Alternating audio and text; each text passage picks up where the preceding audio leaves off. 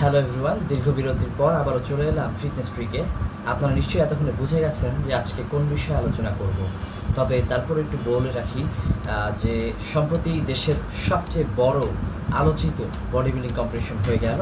আমার body building competition সম্পর্কিত আরেকটি ভিডিও আছে, এখানে আপনারা ক্লিক করলে সেই ভিডিওটি পাবেন।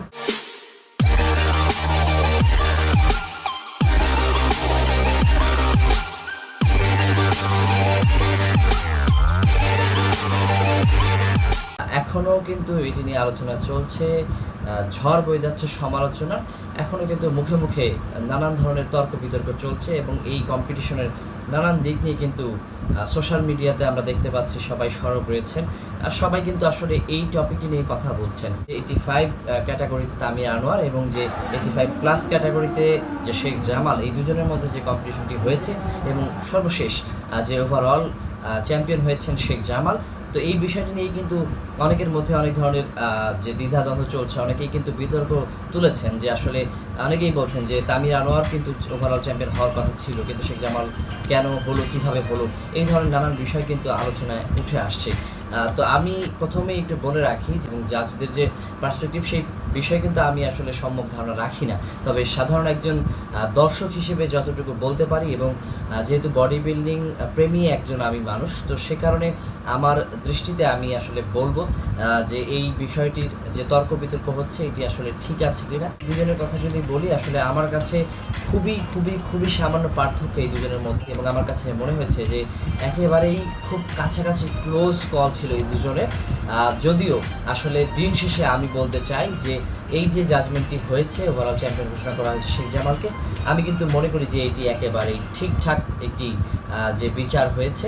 কারণ যদি আমি ওভারঅল বলি যে বডি বিল্ডিং কম্পিটিশন যেমন কাটিংয়ের ব্যাপার আছে, যেমন মাসেলের ব্যাপার আছে, তেমন কিন্তু যে পারফরমেন্সের ব্যাপার আছে, সব কিছু মিলিয়ে কিন্তু এই যে কম্পিটিশনগুলোতে জাজমেন্ট দেওয়া হয়।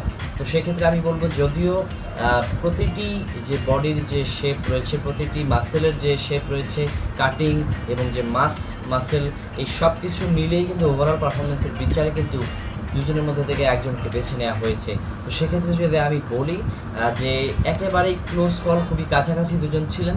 তবে কিছু কিছু মাসেলের ক্ষেত্রে আসলে যে শেখ জামাল কিছুটা এগিয়ে ছিলেন, তামির আনোয়ার পিছিয়ে পড়েছেন। তো সেই জায়গাতেই হয়তো বা দুজনের যে পারফরমেন্স কিংবা সব কিছু মিলে দুজনের যে বডি যে কন্ডিশন রয়েছে, সেখানে হয়তো সামান্য কিছু মার্কসে আসলে পেছনে পড়ে গেছেন তামির আনোয়ার। বাংলাদেশে বডি বিল্ডিং এই পর্যায়ে পৌঁছেছে এবং এই দুজনের আমি মনে করি দুজনই কিন্তু আন্তর্জাতিকভাবে খেলার যোগ্যতা রাখেন এবং আন্তর্জাতিকভাবে বিজয়ী হয়ে আসার যোগ্যতা রাখেন। এই যে বাংলাদেশের বডি বিল্ডিং ওভারঅল এবং এই যে বিডি মাসেল শো 2025-এ আমরা দেখলাম যে টোটাল যে কম্পিটিশন হলো বিভিন্ন ক্যাটাগরিতে, আমরা কিন্তু দেখতে পাচ্ছি যে আসলে বাংলাদেশের বডি বিল্ডাররা কিন্তু অনেক অনেক অনেক সিরিয়াস একটি লেভেলে পৌঁছে গেছেন তারা, এবং অনেক বেশি পেশাদারিত্বের সঙ্গে কিন্তু তারা বডি বিল্ডিংটা করছেন এবং কম্পিটিশনগুলোতে অংশগ্রহণ করছেন। বাংলাদেশের বডি বিল্ডিং যে ধীরে ধীরে গ্রো করছে তাতে কিন্তু কোনো সন্দেহ নেই। তো আমরা আশা করছি যে এই তর্ক বিতর্কের ঊর্ধ্বে যে বাংলাদেশের বডি বিল্ডিং যে খুব দ্রুতগতিতে এগিয়ে যাচ্ছে, সেই বিষয়টিতে আমরা যারা দর্শক রয়েছি, বডি বিল্ডিং লাভার, বডি বিল্ডিং প্রেমী রয়েছি, কিংবা আমরা যারা বডি বিল্ডার রয়েছি, তারা কিন্তু আসলে এই বিষয়টিতে ফোকাস করতে পারি। এবং আমি মনে করি যে আসলে এই জায়গাতেই একটা কম্পিটিশনের সার্থকতা, যেখানে এই কম্পিটিশনের পরেও কিন্তু অনেক আলোচনা হবে, সমালোচনা হবে, কারণ আলোচনা সমালোচনার ঊর্ধ্বে কিন্তু কেউই নয়। আজকের মতো এখান থেকে বিদায় নিতে চাচ্ছি। যারা আমার চ্যানেলে নতুন এসেছেন তারা কিন্তু অবশ্যই সাবস্ক্রাইব করতে ভুলবেন না এবং বেল আইকনে প্রেস করে রাখবেন আমার ভিডিওগুলো নিয়মিত পেতে। সবাই ভালো থাকবেন, সুস্থ থাকবেন। আল্লাহ হাফিজ।